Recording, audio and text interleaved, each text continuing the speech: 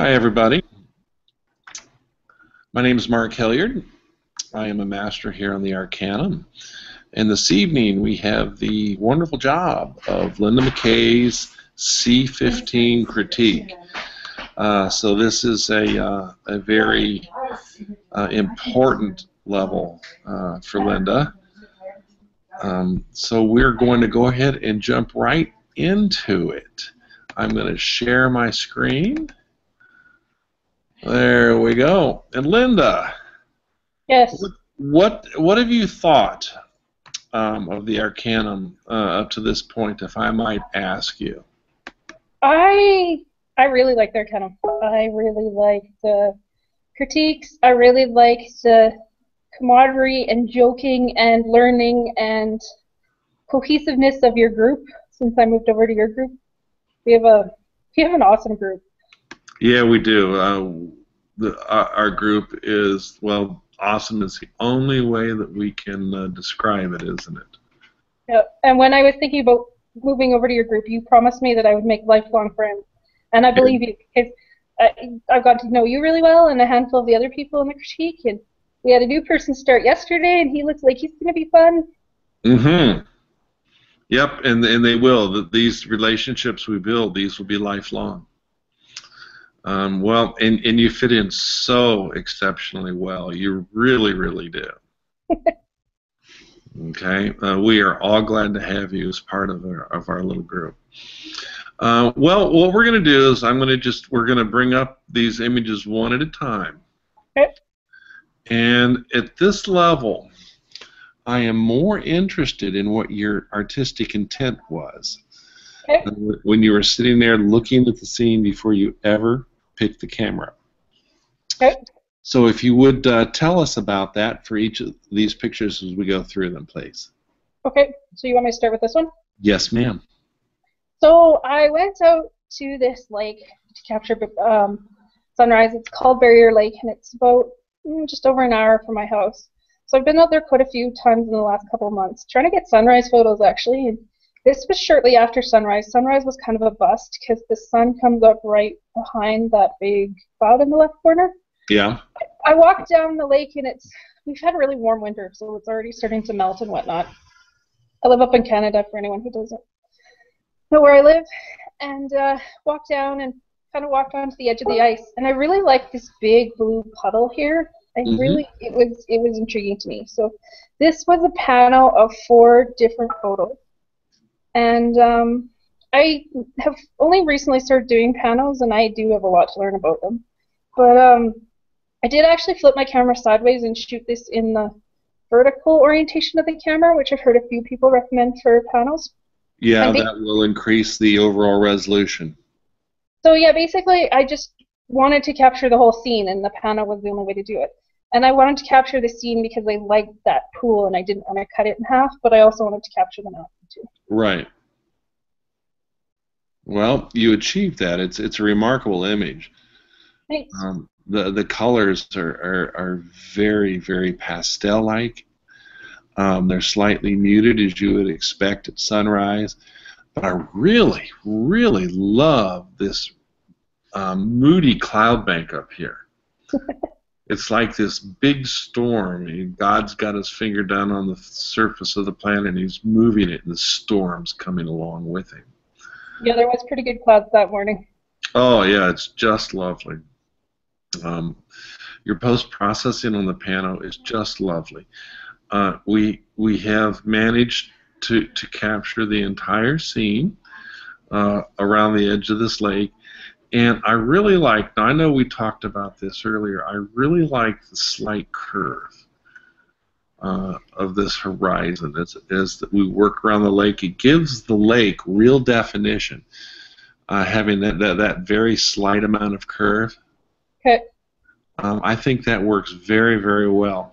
And normally when we work on a panel like this, we would probably try and straighten that out, which is very easy to do in post-processing. It just take a second. Yep. But I think this works much better. I don't know. What are your thoughts on that? Being so new to panels, I don't know, and that's why I posted this in the group and asked that question.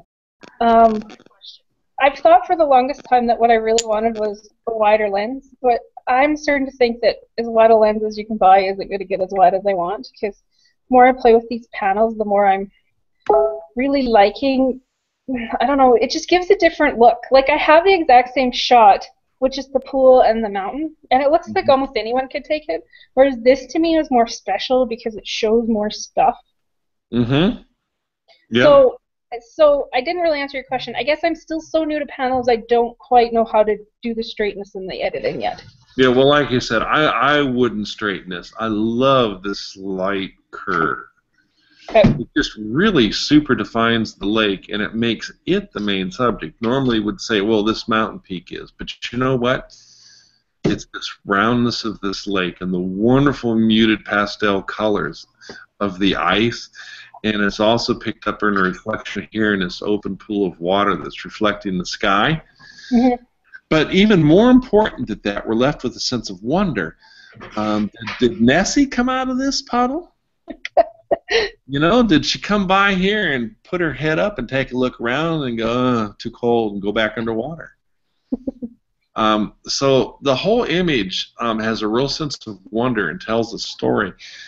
Now, it can tell a different story to every individual person that looks at it, but then that's the real power of photography. Yeah. Okay? You did a really great job with this. I'm not seeing any of the panorama artifacts that we would normally see from stitching together. Now, I do want to ask you, did you lock the exposure for every shot as you went across the scene? Did I lock the exposure? No. Yes.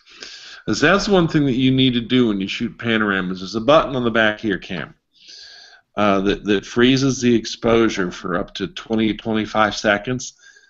You like we would meter here, press the exposure lock button on the back of the camera and then let go of it, and then take all of your shots. Okay. I have a question along the same lines. So, do you do the same thing with the focus, basically focus it, and then put it on manual so that it doesn't refocus, or do you focus each piece? No, I would focus it and then put it in manual, or just manual altogether.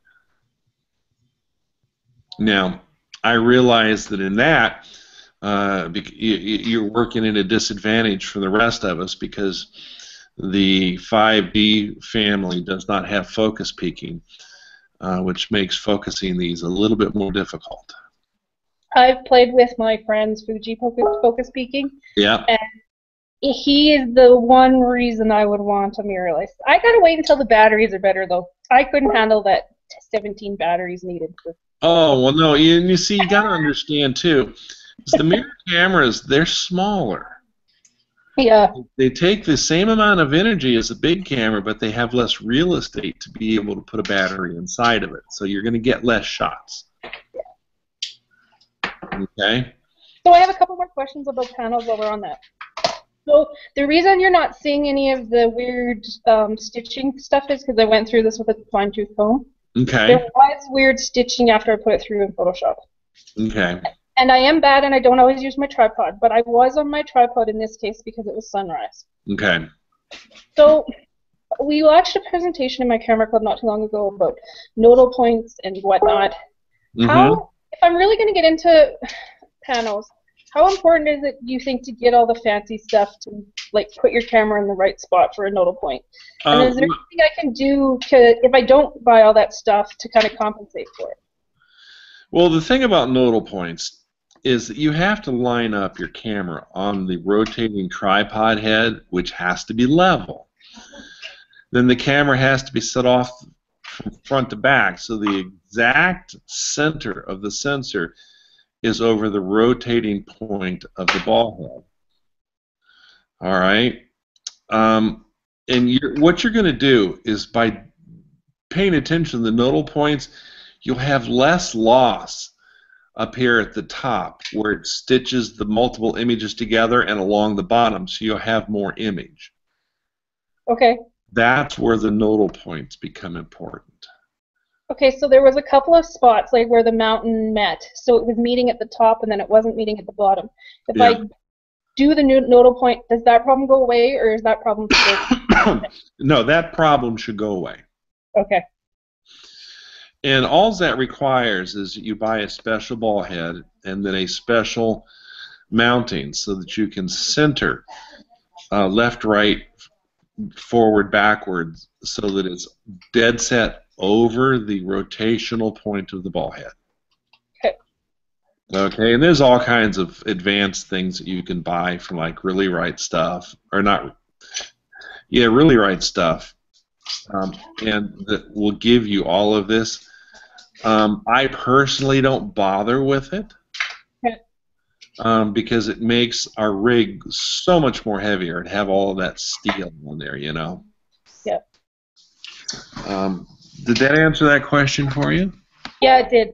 And I'm not going to rush out and buy it tomorrow. I'm going to think about it more and see how long my pano kit lasts. Okay. Yeah, you would be better invested to get yourself a set of neutral density filters, so that if the scene like here is just, it's way overbalanced in brightness here versus down here, and you could more easily level the playing field of brightness to darkness across the entire image with a good set of lead and neutral density, very,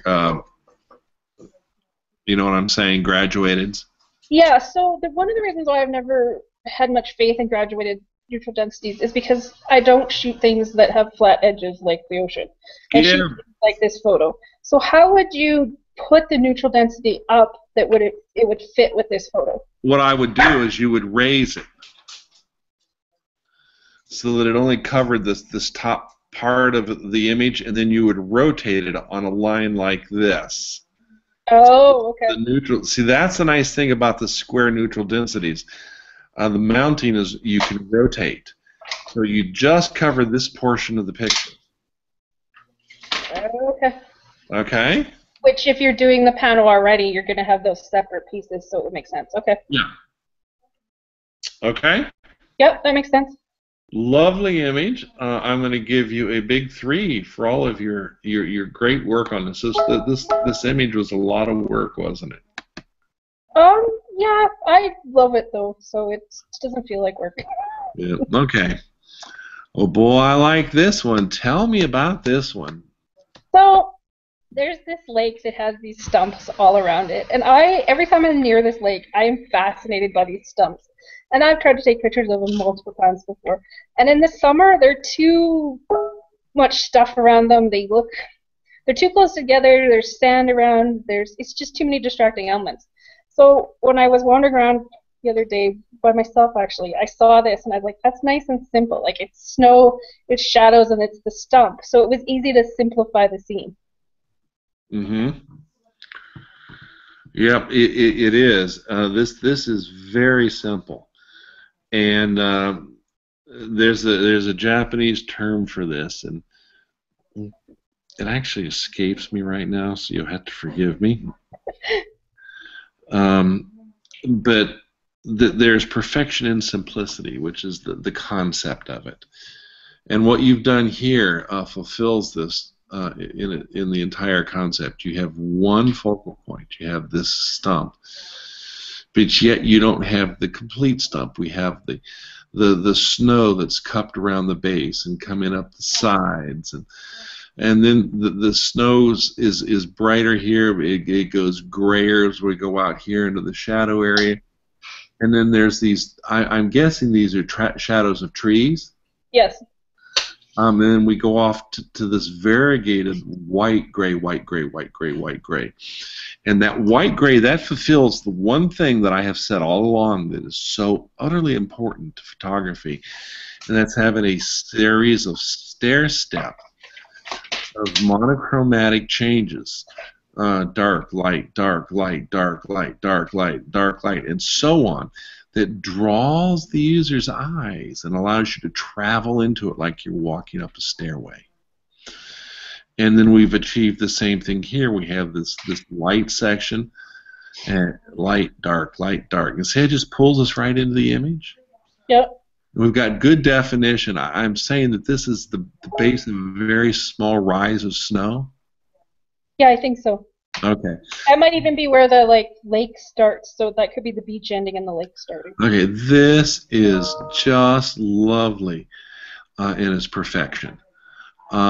This image is simply perfect. This would make a fabulous print, Lynda, on a real tight-knit linen. Okay. Printed on a Giclée machine, a Giclée-driven printing system. Okay, so what does that do? What it does is it more finely mixes the grays and blacks together. Oh, interesting. Okay. Okay. Talk to me about it one day. I'll tell you how I do it. I have a whole lab set up with one of these printers. How do you spell that? Giclee',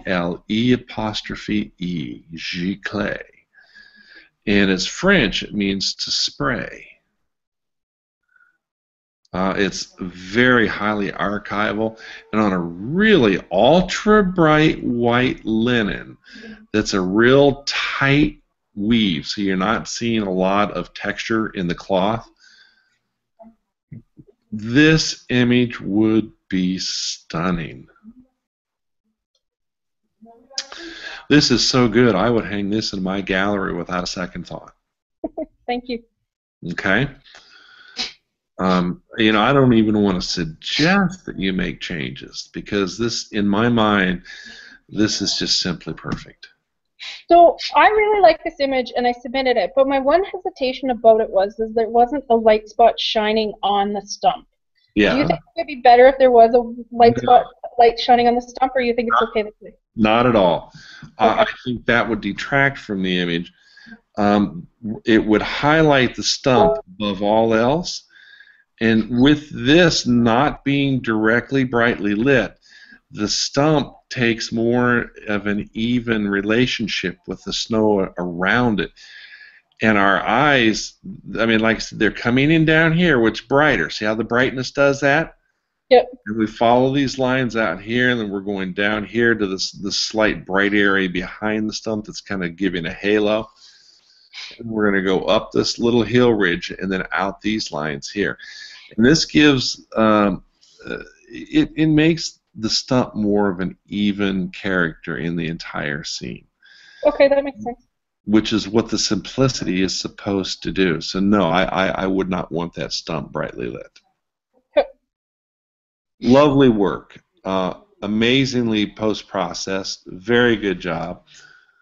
Let's just do one minor check here.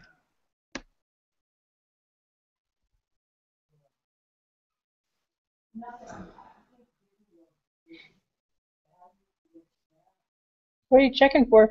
I'm looking for dust spots, dear. At My this picture's dirty. at this I level, did go through it.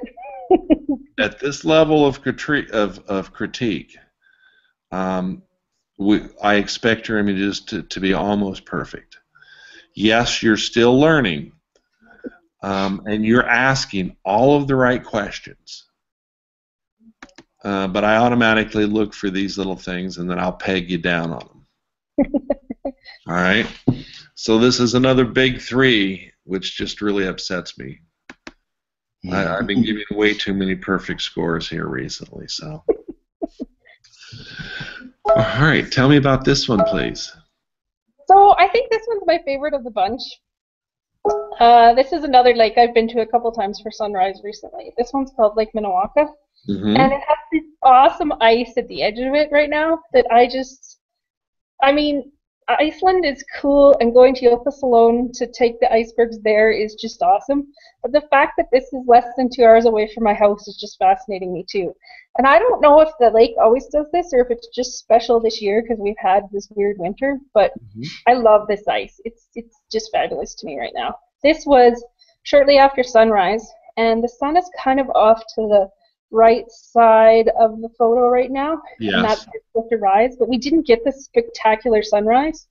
Actually, the best color we got all morning was this photo, and kind of it bouncing off kind of the opposite direction in that left side of the photo. Okay. The sun rises. All right. Well, all I can say about this is awesome. Lovely, lovely textures and sharpness and structure in this entire image. it doesn't, where I look in this image, I see something new every time I look. To this wonderful structure in the edge of this thick ice, which is caused by a pressure ridge, by the way. The waves are still being generated under the surface of the water, and when the ice breaks, it pushes them up, and then it pushes the ridge of the ice across the lake, which gives these little raised areas. Wonderful blue tonality to the ice, which is as it should be. We get a hint of some of the rock under the shore. The ice has been pushed up over. Look at the structure on the surface of the ice. It just draws you out into the image. Now, I don't know what this nasty black spot is here. Open water. But even this looks interesting. We work our way further back. We've got some greenery here of trees in the distance. Now this, I think I would work on a little bit more.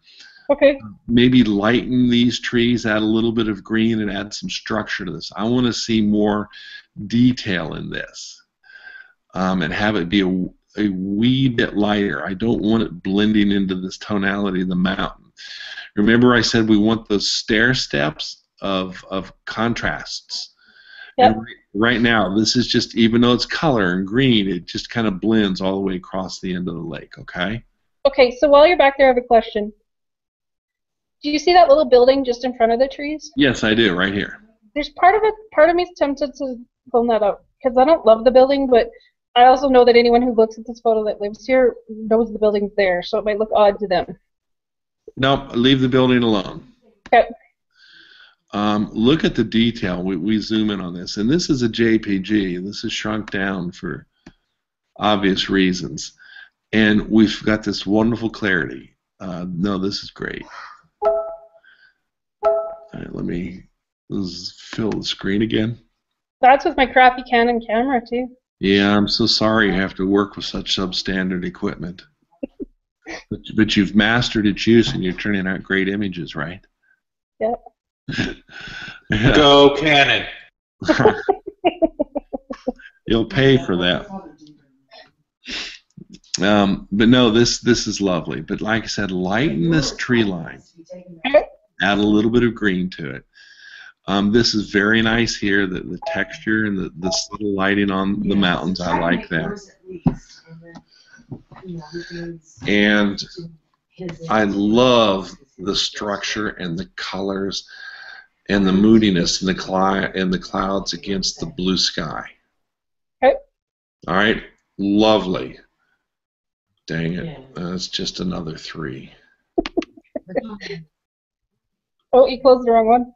Yeah, I did. We'll go back to it. We'll just do this one next. Okay, tell me about this one. So I was out with a big group of photographer friends that day, and it was pretty bright, but there was this lovely snow blowing off this whole meadows and mountain and everything. And I did take a bunch of meadow shots. They're the ones we were working through when you were teaching me HDR. And I didn't super ever love any of those shots. They just, I don't know, they didn't quite do it for me. The meadow has too many trees, it's distracting me or something. But I did also put my telephoto lens on and zoom in and take a few close-up shots, and this is one of them, and I like it quite a bit better than I did the full meadow shots. Okay. And what I really love is the snow blowing off the mountains, and I tried to do some stuff to emphasize that. Okay. I've seen this scene from you before, haven't I? I posted it in my C13, C12. Okay. All right. Yeah, no, this is nice. Very rugged and moody. Good post-processing on the sky, adding a bit of grunginess here that makes it moodier. The choice of monochrome was perfect. I wouldn't want any color in this. And I think you achieved what you wanted with the snow blowing up above the mountain, okay? This works very good. I will tell you that there is one slight area of this image that bothers me, and that's the muddiness of this tree line here. Okay. It's a very easy fix. Okay. Using Vivisa, just put a control point here. And then do what? And darken it slightly and add a bit of contrast to it. Oh, okay.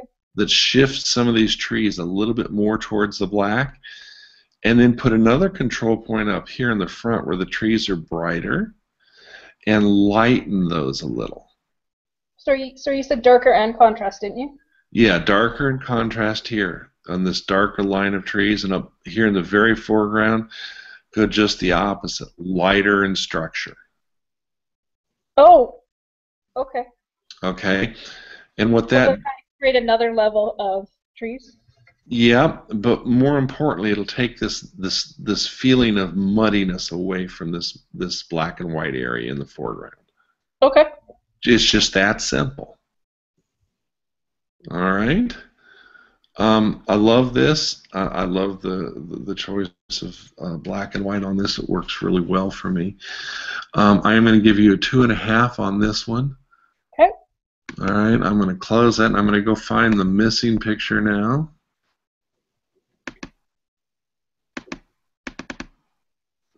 All right. And tell us about this one.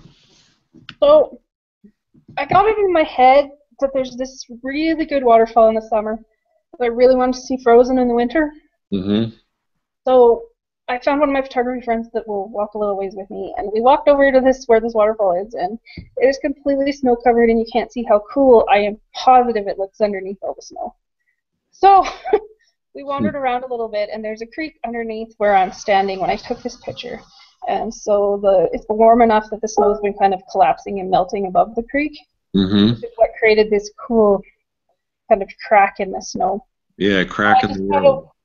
I liked how the crack made a nice foreground in contrast to the mountain. It does. It balances the image very nicely, doesn't it? Mm-hmm.